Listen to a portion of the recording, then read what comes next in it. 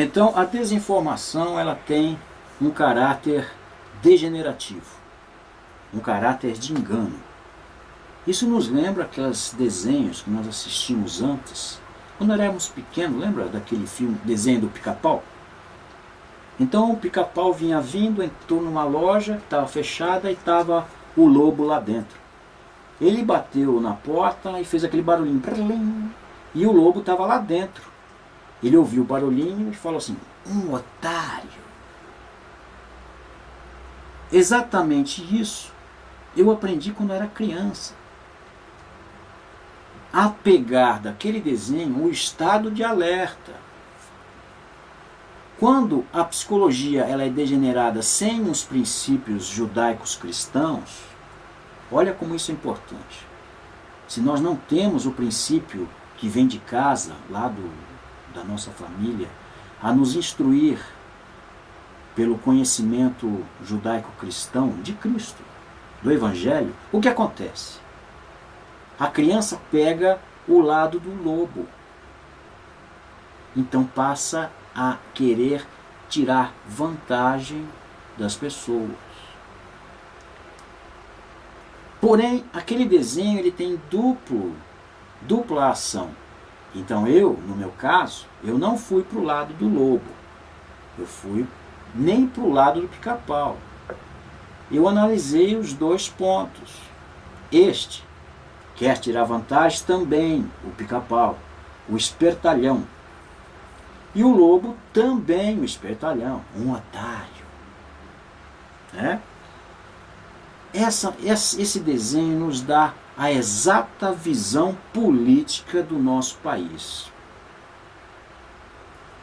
Então essa desinformação, ela parte de um princípio comum dentro das pessoas, que é a base do que elas acreditam ou buscam acreditar, a esperança. Então tira a capacidade das pessoas, quer dizer, o governo tira, quando ele alterou o que os militares fizeram, como o SPB, tiraram das escolas, tiraram a filosofia, tiraram o francês, tiraram muitas matérias, né, inclusive a religião, tiraram, para que as pessoas ficassem sem isso. Porque já aí não teriam mais aquele princípio do certo e errado sendo mostrado de diversos ângulos, né? Inclusive em diversas línguas. Não só a língua inglesa, a francesa, o latim, que também era ensinado nas escolas. Lembra? Minha mãe me deu aula de latim, um pouquinho. Minha mãe estudou isso. A 4ª série primária dos tempos da minha mãe equivaliam hoje à faculdade. E eles aprendiam de fato. Hoje é uma escola de imbecis. Me perdoem os jovens, mas vocês precisam exigir um ensino verdadeiro, como tiveram os meus pais, os meus avós, os avós de vocês. Esse ensino que vocês estão tendo é degenerativo em 100%. É doutrinário em 100%. Destrói os valores. Destrói a sua capacidade de desenvolver inteligência. Coloca no lugar um robô para servir aos esquerdos. Massa de manobra. Então, lembrando por esse ponto tão importante, onde nós vamos abordar a desinformação pelo aspecto degenerativo, nós vamos encontrar as ações inimigas estimulando esses aspectos negativos no jovem. A visão deles é o jovem, o alvo são os jovens. Então eles pegam todos os impulsos dos jovens, se eles querem jogar bola, usar drogas, saber das coisas, eles propiciam, eles querem sexo, propicia tudo isso para que eles se percam nos objetivos reais da vida. Para que não tenha uma condução reta e educada, mas sim se percam entre a dúvida disso daqui. E não há certezas, só incertezas. e colocam o curtir na frente da responsabilidade de viver. O curtir é mais importante que a responsabilidade de produzir, de ter ações funcionais na vida, de desenvolver sua capacidade e a sua inteligência intelectual. As coisas fúteis passam a ter valores maiores. Isso tudo são ações da desinformação vermelha, sociopata comunista. Eles odeiam a raça humana. Então, a desinformação, ela tem um caráter, como eu disse, degenerativo.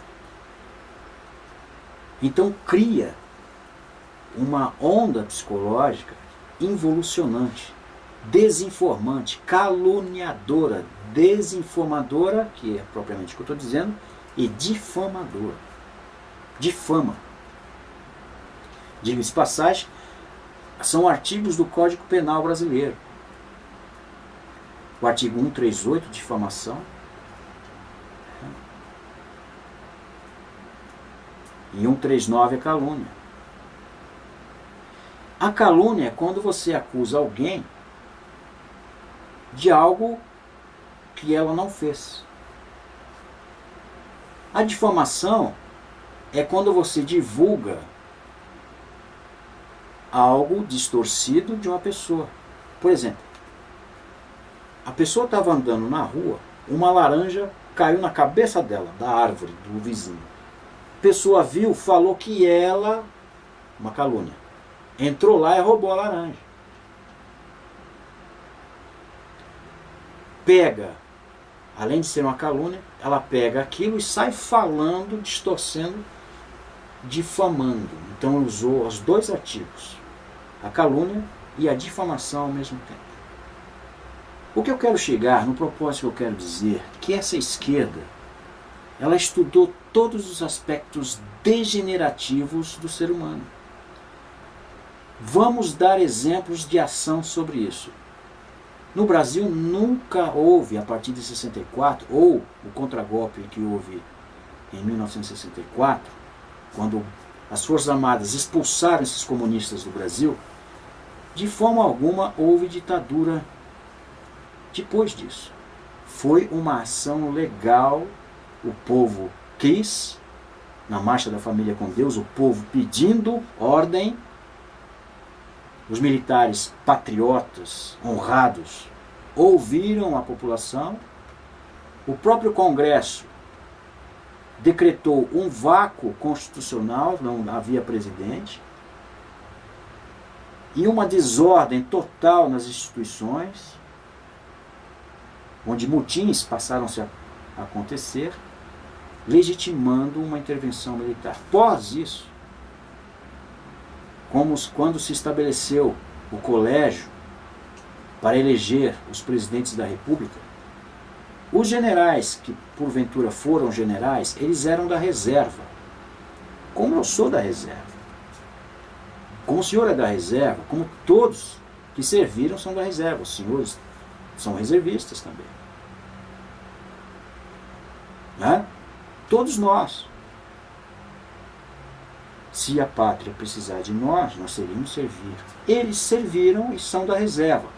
E, pelo seu currículo, observa o que eu vou dizer agora, profundo isso, pelo currículo reto de seu almanaque. Almanaque é aquele prontuário, né, do militar, onde tem tudo, todas as alterações. Esses militares que serviram como presidentes, eles eram militares da reserva. Então, quer dizer que eles eram civis. Eles deixaram de ser militares da ativa, passaram-se a civil. Porém, são militares da reserva. Então, são civis que serviram, como qualquer um de nós aqui. Mas eram civis. A esquerda canalha, esquerdopata, o que é esquerdopata? É aquele que odeia, né, a ordem, o direito, o que é direito. E é uma mania. Opata significa uma doença de querer distorcer a verdade, de corromper a verdade, destruir o que funciona, para se apoderar das riquezas, destrói tudo, suga tudo e as pessoas ficam sem nada.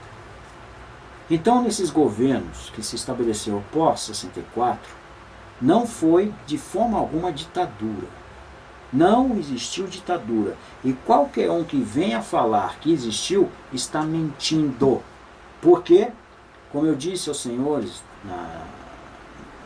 no filme anterior, eu falei que minha mãe me ensinou. Eu sou um autodidata. Né? E o que é isso?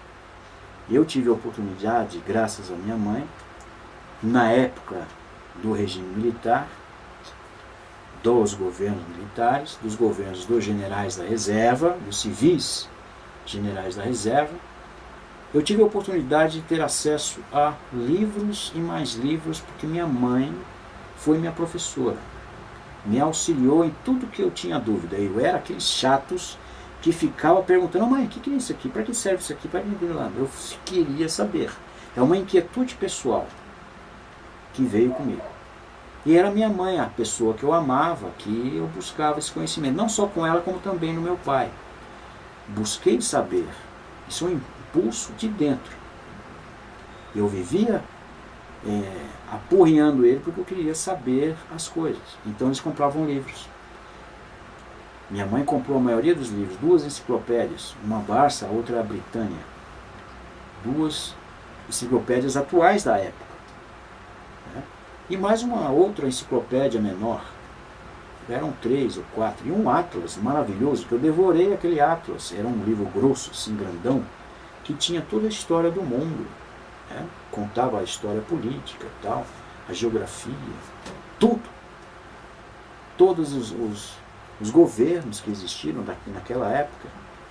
Então eu vivi dentro desse governo dos civis militares, né? dos generais civis, que se estabeleceu desde 64. Né? Eu vivi lá nessa época. Eu brincava na rua, fica até de noite. Não existia ninguém me roubando as coisas ou querendo me oferecer drogas. Isso é hoje. A degeneração total hoje. Se uma criança está na rua, ela corre sérios riscos de ser raptada, ter seus órgãos roubados do seu corpo, ela morta, matam ela para roubar os órgãos e vender aí no comércio negro de órgãos. A que ponto nós chegamos? Além de que o cidadão, ele não tem direito à sua autodefesa. Você não pode lutar pelo seu filho. Observe, não pode nem educá-lo para trabalhar. E eu trabalhei desde criança. Aos 9 anos eu já ajudava a minha mãe. 9 anos de idade. E agradeço muito por ela ter dado a mim, desde os 9 anos de idade, serviço para fazer. Acompanhava ela às 4 horas da manhã, eu ia buscar pão na padaria para revender. Então nós comprávamos 400 pães, aqueles cestos grandes, para revender numa mercearia que ela montou para sobreviver. Trabalhei ali desde pequeno, arrumando as prateleiras, servindo as pessoas. Aprendi tudo isso, a contabilidade, aprendi a fazer cálculos, tudo isso com a minha mãe. Graças a ela eu tenho essa percepção do que é certo e do que é errado. Então eu digo aos senhores, a educação, ela vem de casa. Se nós somos maus alunos, que pais nós seremos? Minha mãe foi excelente aluna no período de juventude dela, porque no tempo a escola era escola, tinha latim. Né? E os militares, eles quiseram estabelecer essa educação fundamental.